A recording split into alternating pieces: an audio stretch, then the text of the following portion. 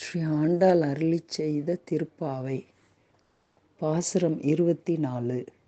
அன்று உலகம் அளந்தாய் அடி போற்றி, சென்றங்கு தென்னிலங்கை செற்றாய் திரள் போற்றி, பொன்ற சகடம் உதைத்தாய் புகழ் போற்றி, கன்று குணிலாய் எறிந்தாய் கழல் போற்றி, குன்று குடையாய் எடுத்தாய் குணம் போற்றி, வென்று பகை கெடுக்கும் நின் கையில் வேல் போற்றி, என்றென்றும் சேவகமே ஏத்திப்பறை கொள்வான், இன்று யாம் வந்தோம் இரங்கேலோரெம்பாவாய்.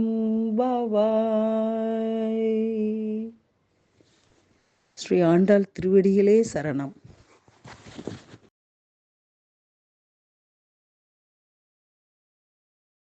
மாணிக்க வாசகனாரின் திருவெம்பாவை. பதிகம் 24. திருச்சிற்றம்பலம். இன்னிசை வீணையர் யாழினர் ஒருபால், இருக்கொடு தோத்திரம் இயம்பினர் ஒருபால், துன்னிய பிணைமலர் கையினர் ஒருபால், தொழுகையர் அழுகையர் துவள் கையர் ஒருபால், சென்னியில் அஞ்சலி கூப்பினர் ஒருபால், திருப்பெருந்துறையுறை சிவபெருமானே என்னையும் ஆண்டு கொண்டு இன்னருள் புரியும் எம்பெருமான் பள்ளி எழுந்தருளாயே. தென்னாடுடைய சிவனே போற்றி, என் நாட்டவர்க்கும் இறைவா போற்றி. வணக்கம். இன்று மார்கழி 24ஆம் நாள். ஸ்ரீ அரவிந்த அன்னையின் ஆசிர்வாதத்தால் நாம் இந்த 23 முடித்து 24 அடியெடுத்து வைத்திருக்கிறோம். ஸோ இது மாதிரியும் நம்ம ஆண்டாள் எல்லாத்தையும் பாசுரத்தையும் சேர்த்து இன்னைக்கு ஸ்பெஷலாக எல்லாத்தையும் பாடுறாங்க. ஸோ இப்போ நம்ம பார்க்குற ஒரு விஷயம், அவங்க எப்படி அவர் அன்று இவ்வுலகம் அளந்தாய் அடி போற்றின வாமனர், தென்னிலங்கை ஸ்ரீராமர், கொன்ற சகடம் கிருஷ்ணர், கன்று குணிலா எரிந்த கடல் போற்றி, அப்புறம் குன்று குடை அந்த மலையை தூக்கி மழையிலேருந்து ஊரை காப்பாற்றின விஷயம், இது மாதிரி அவருடைய அத்தனை தீர செயல்களையும் மோட்சத்தை எல்லாருக்கும் கொடுத்த விஷயத்தையும் சேர்த்து பாடியிருக்காங்க. Glorious Rama, whose manner remained simple and calm after the victory, looked kindly upon his faithful friend. அதே போல the Titan Bali and the 3 divine strides which took possession of earth, heaven and sunless subterrestrial worlds of Patala. So Secret of Vedala இந்த 3 அடியை உலகளந்த பெருமாளை சொல்லியிருக்கார். பூ புவ ஸ்வஹ அப்படிங்கிற சொல்கிறோம்.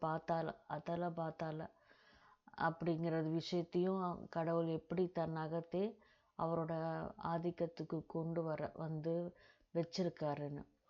அடுத்தது ராமரை ஏன் போற்றுறார் அப்படின்னு சொன்னால், ஒருத்தர் வெற்றி அடைந்த பின் எவ்வாறு இருக்க வேண்டும் அப்படின்னு, பகை அழித்த பின் எப்படியான ஒரு மனநிலையில் சாத்வீகத்துடன் இருக்கணும் அப்படிங்கிறதுக்கு தான் ராமரை இந்த இடத்துல பாடுறாங்க. அதுபோல் ஏன்னா இந்த மாதிரி கடவுளில் ஜீவாத்மா பரமாத்மாவை அடைந்தவுடன் அங்கு முழுமையாக இருந்தாலும் கூட மனிதனாக மேல் மனத்தில் வாழ்ந்து இருக்கிறான். ஸோ அவன் உள்ளிருந்து வெளி உலகத்தை பார்த்துட்டு வாழ்ந்துட்டு இருக்கும் போது கூட ஒரு எந்தவித சறுக்கலும் இல்லாமல் எப்பவும் அந்த தன் உள்ள இருக்கக்கூடிய கடவுளுக்கு ஏற்றவாறு வாழ்க்கை இருக்கணும் அப்படிங்கிறது. So this arrangement of psychic body is reproduced in the physical, with the spinal column as a rod and centers as chakras which rise up from bottom of the column where the lowest is attached to the brain and find their summit in Brahmarandra at the top of the skull. So இப்போ இங்கே ஒரு விஷயம் நடக்குது. ஒன்று towards inner ஜேர்னின்றது தான் நம்ம வந்து இந்த மார்கழி மாதத்தை பார்க்குறோம். ஆண்டாளியின் பாசுரத்தையும் மாணிக்க வாசகருடைய திருவெண்பாவையும், இது ரெண்டுமே வந்து ஒரு ஆன்மாவின் தேடல், ஒரு ஆன்மாவின் தாபம், ஒரு ஆன்மாவின் தாகம், எப்படி வேணால் வச்சுக்கலாம். ஆனால் கடவுளை அடையணுன்ற ஒரே ஒரு குறிக்கோள் இருக்கக்கூடிய ஒரு விஷயம். அப்படி இருக்கிற பட்சத்தில் நமக்கு பார்க்குறோம் எப்படி கடவுள் தனக்குள்ளே வந்து எவ்வளோ ஒரு அவேக்கனிங் பண்ணுறாரு, எவ்வளோ நம்மளை வந்து எல்லாவற்றையும் சரணாகதி பண்ண செய்கிறாரு. அப்போ சரணாகதி நடக்கும்போது எப்படி ஒரு வேத பொருளாக இந்த உடல் வந்து இருக்குது, மனம் இருக்குது, உணர்வு இருக்குது. இது எத்தனையும் எப்படி இந்திரியாஸ், இந்த அத்தனை இந்திரியஸ் வந்து கடவுளுக்கு அடக்கமாக இருக்குது, திருவுரு மாற்றம் அடையுதுன்னு நம்ம பார்க்குறோம். ஸோ இப்படி நமக்கு இருக்கும்பொழுது இந்த உடலும் அந்த ஒரு மாற்றத்தை வந்து அனுபவிக்கும். அதுதான் இங்கே விஷயம். இப்போ மற்ற ட்ரெடிஷ்னல் ஒரு யோகாவில் இந்த நிலைக்கு வந்ததுக்கப்புறமா மீராவால் அதுக்கு மேலே உயிர் தங்க முடியாமல் கிருஷ்ணர்கிட்ட வந்து ஒளியாக போய் மறைஞ்சிட்டாங்க. ஏன்னா அவ்வளோதான், இந்த உடம்போடைய சக்தி அவ்வளோதான், ரொம்ப நாள் அது தாக்கு பிடிக்க முடியாது அந்த பரவசத்தை. ஆனால் இந்த இடத்துல இன்டெக்ரல் யோகா வித்தியாசப்படும். இங்கே வந்து மோட்சம் வந்து உலகிலேயே அடைய வேண்டும். அதுதான் இந்த பூரண யோகத்தின் தத்துவம்.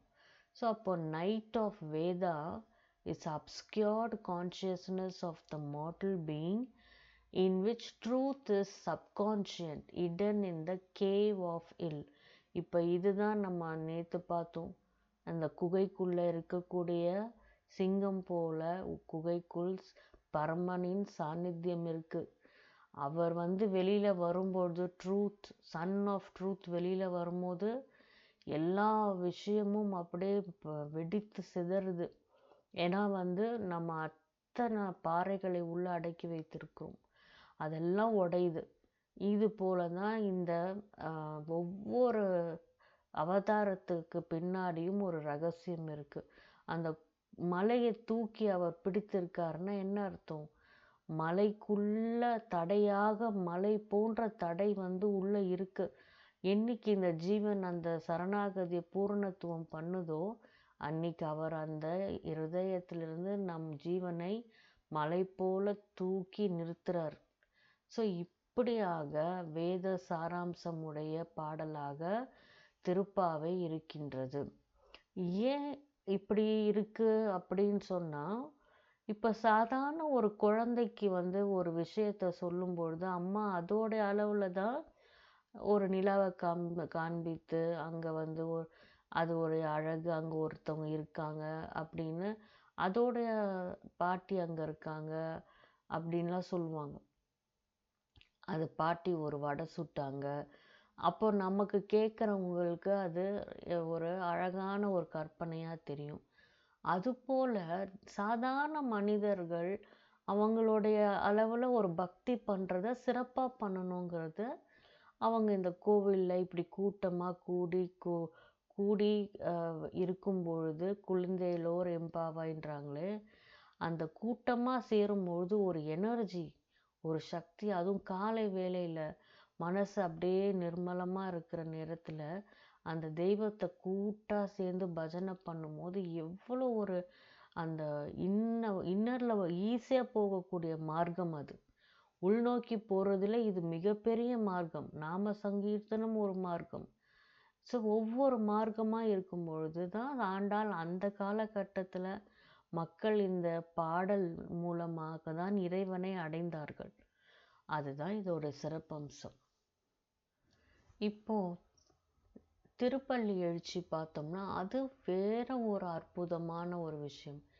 இன்னிசை வீணையர் யாழினர் ஒரு பால், இருக்கோடு தோத்திரம் இயம்பினர் ஒரு பால், துண்ணிய பிணைமலர் கையினர் ஒரு பால், தொழுகையர் அழுகையர் துவல்கையர் ஒரு பால்.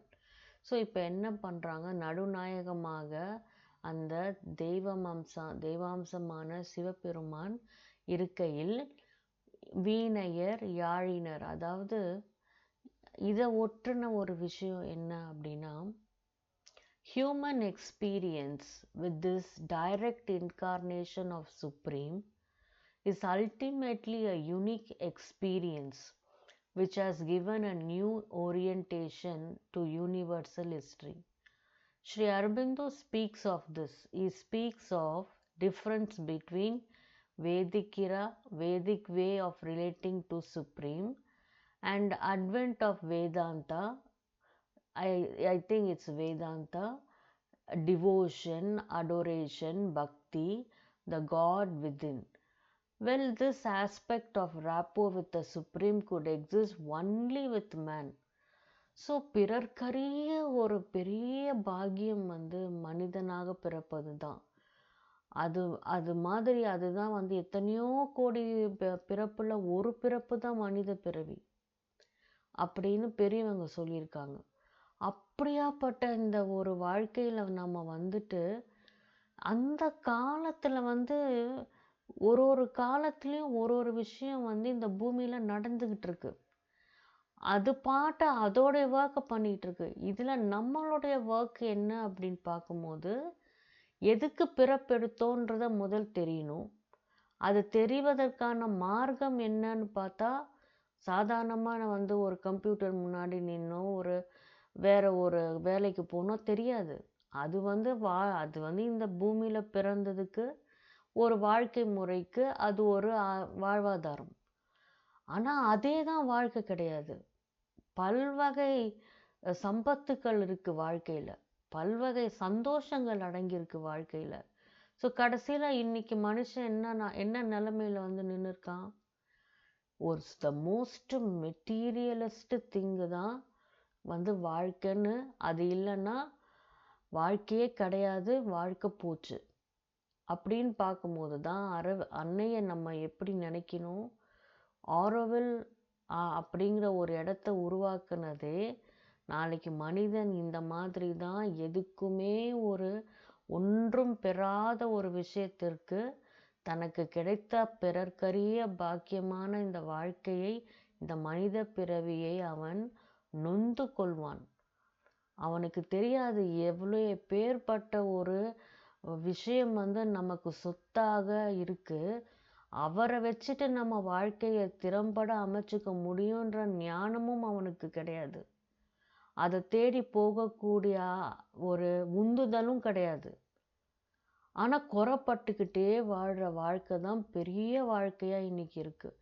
இதனால தான் இன்னைக்கு இந்த மாதிரி ஒன்றுமே இல்லாத ஒன்றுத்துக்கும் பெறாத ஒரு விஷயத்திற்கு மனிதன் ஓடி ஓடி ஓடி வாழ்க்கையை அழித்து கொண்டிருப்பதனால்தான் முக்கியமான போற்றி பாராட்டுதற்குரிய விஷயத்தெல்லாம் இழந்து போய் நின்றுட்டு இருக்கு. ஆனால் அவன் நினச்சிட்டு இருக்கான், இன்னைக்கு பீஸா சாப்பிட்றதும் வெளியில் காரில் போடுறதும் 4 பேரோட சேர்ந்து லைஃப்பை என்ஜாய் பண்ணுறதா ஒரு மார்க்கம். என்ஜாய்மெண்ட்டுன்ற வார்த்தையே முதல் வந்ததுன்னா வாழ்க்கையில் நாம் வாழ தெரியலன்னு அர்த்தம். என்ஜாய்மெண்ட்டுன்றது பிளிஸ்ன்னு கடவுள் சொல்கிறார். எந்த பிளிஸ் அது? மனிதன் அவனுக்கு இன்னைக்கு ஒரு என்ஜாய் பண்ணணும்னு நினைக்கிறான், நாளைக்கு என்ஜாய் பண்ணி அதை முடிச்சிடுறானா? கிடையாது. இதுக்கப்புறம் இன்னொன்று, அதுக்கப்புறம் இன்னொன்று, இதுக்கப்புறம் இன்னொன்று. ஆனால் இந்த பிளிஸ்ஸு கிடைச்சிதுன்னா அது அப்படியே அந்த நிலையில், அதுக்காக எல்லாரும் சாமியார் ஆகிடணுன்றது இல்லை. வாழ்க்கையை அந்த காலத்தில் நிறைவாக வாழ்ந்தாங்க, சந்தோஷமாக வாழ்ந்தாங்க. எதுவுமே கிடையாது அந்த காலத்தில் ஜனங்கக்கிட்ட, ஆனால் நிறைவாக வாழ்ந்தாங்க. இன்னைக்கு ஜனங்கக்கிட்ட எல்லாம் இருக்குது, ஆனால் நிறைவாக இருக்கிறாங்களா அப்படிங்கிறதுக்கு தான் ஆன்மீகத்தில் மாணிக்க வாசகர் எப்படி கடவுளை எப்படியெல்லாம் பாராட்டி இருந்தாங்க மக்கள் அப்படிங்கிறத இந்த காலகட்டத்துக்கு உரியவாறு சொல்லியிருக்கார். அதாவது பல்வகையாக மனிதர்களை அவர் பிரிக்கிறார். இன்னிசை வீணையர், வீணை எப்படி தந்தி மீட்டி ஒரு ஒலி எழுப்புது. ஸோ தன் தேகத்தை, தன் ஜீவனை அவ்வாறு கடவுளுக்கு ஏற்றவாறு தனக்கு குறைவாக இருக்கிற வாழ்க்கையையும் கூட நிறைவாக நினைத்து அதை மீட்டி அழகான ஒரு இசையை அர்ப்பணிக்கக்கூடிய அடியார்கள் ஒரு பக்கம் இருக்க, யாழினர் ஒரு பால் இருக்க. யாழினர்னா அகைன் இது இன்னொரு வகையான பழைய காலத்து ஒரு மீட்டும் கருவி தான், இந்த தந்தியுடையது தான். அதுவும் நம்மளுடைய நரம்புகள் எல்லாவற்றையும் ஒருங்கிணைந்து அர்ப்பணித்து சரணாகதி செய்து அந்த இந்திரியங்களை அடக்கி, இந்திரியங்களை திருவுருமாற்றம் செய்து வாழ்ந்த யாழினர்னு அப்போ அவங்கள யாழினர் அப்படின்றார்.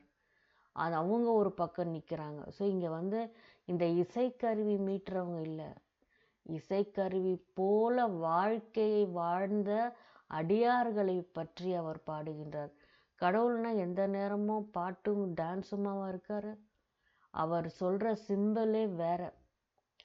துண்ணிய பிணை மலர் கையினர். ஸோ மலர்களை, அதாவது எப்போவுமே அந்த கான்ஷியஸை கடவுளுக்காகவே திரும்பி பார்க்கறது தான் ஃப்ளவர் சைக்கிக் சொல்கிற விஷயம். ஸோ பூ என்பது சைத்திய பொருளை குறிக்கிற விஷயம். ஸோ இந்த பிணை மலர் கையினர், ஸோ மலர் கையில் எந்நேரமும் தங்களுடைய உணர்வை உயர் நிலையில் வைத்து கொண்டிருப்பவர். தொழுகையர், அழுகையர், எப்போவுமே சரண்டரில் கடவுள் ஐக்கியமாகும்போது ராமகிருஷ்ணன் அழுதுகிட்டே இருப்பார்.